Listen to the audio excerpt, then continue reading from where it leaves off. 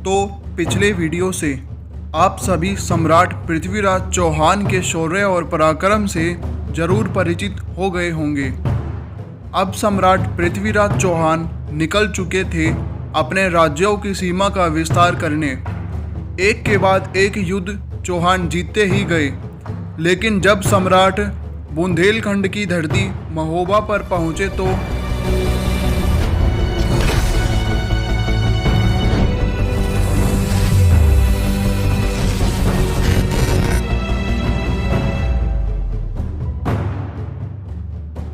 जब सम्राट महोबा पहुंचे तो वहां उनका सामना दो वीर राजपूतों से हुआ, जिनका नाम आल्हा और ऊधल था। युद्ध खूब भयंकर हुआ। सम्राट पृथ्वीराज चौहान उन दोनों योद्धाओं को लड़ते देख दंग रह गए।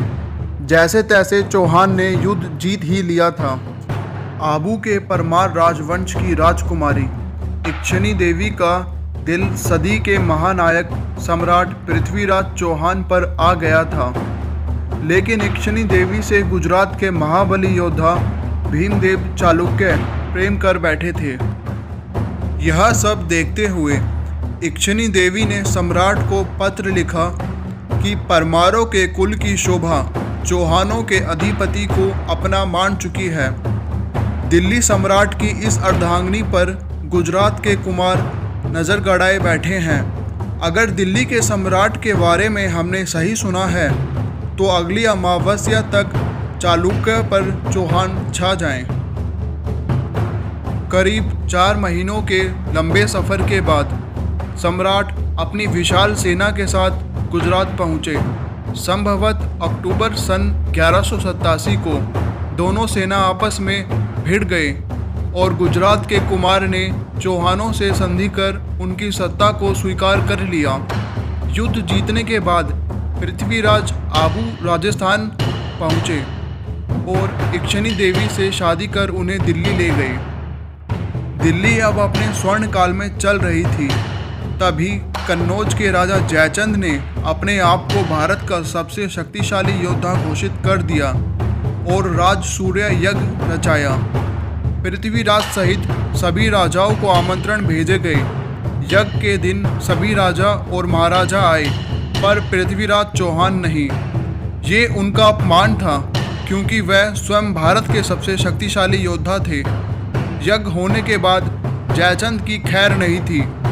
चौहान ने कन्नौज पर हमला कर कन्नौज राज्य को भी अपने अधीन कर लिया, पर जयचंद की बेटी संयोगिता पृथ्वीराज चौहान को मन ही मन अपना स्वामी मान चुकी थी।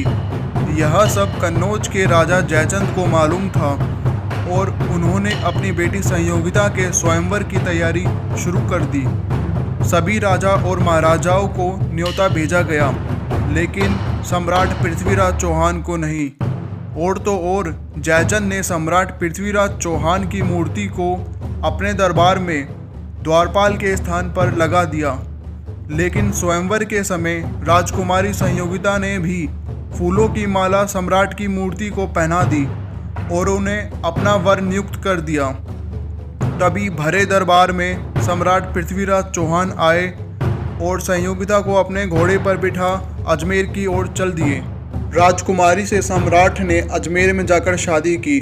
सम्राट का जीवन खुशहाल चल रहा था कि बाहर के आक्रमणकारी मोहम्मद गौरी ने भारत पर फिर हमला कर दिया था।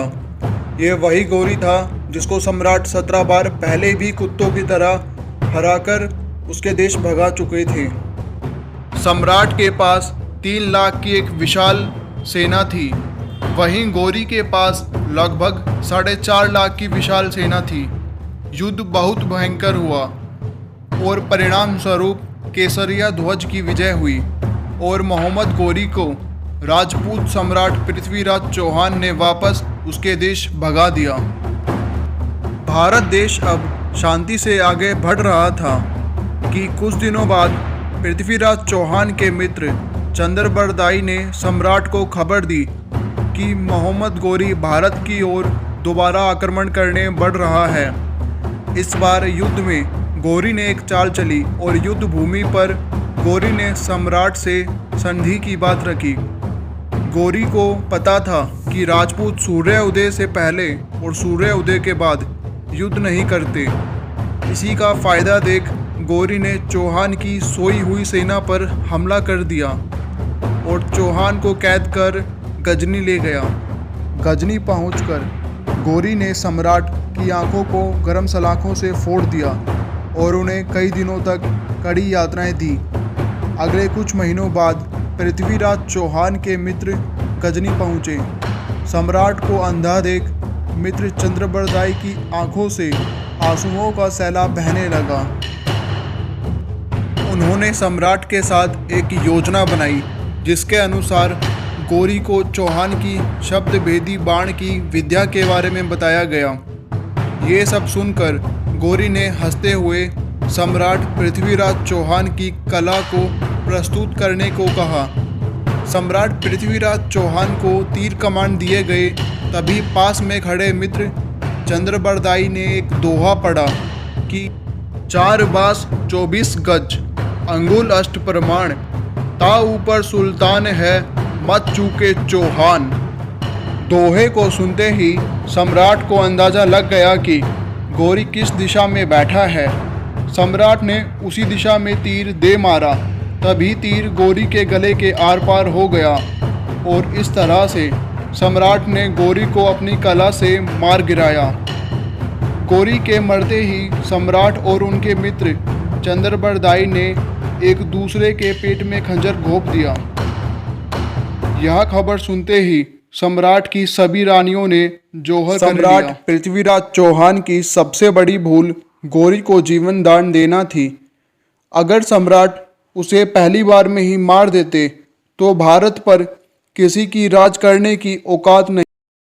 सम्राट पृथ्वीराज चौहान के पराक्रम और शौर्य के जैसा उदाहरण शायद ही आपको कहीं और देखने को मिले। तो धन्यवाद दोस्तों, आप इस वीडियो को लाइक और सब्सक्राइब कर हमें अपना साथ दें।